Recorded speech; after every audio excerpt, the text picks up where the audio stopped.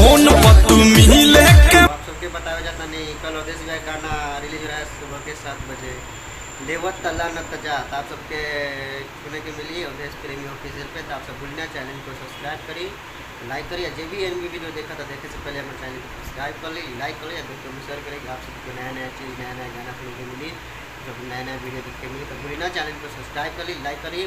आप सबके गाना सुनने के मिली लेवत तला न तजा।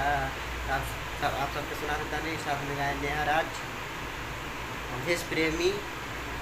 तो आप सब भूलना चैनल को सब्सक्राइब कर ली, लाइक करिए, दोस्तों में शेयर करिए। हाँ, तो कल दिन सुबह के 7 बजे आप सबके मिलेगा सुनने के लिए लेवर तला न तजा।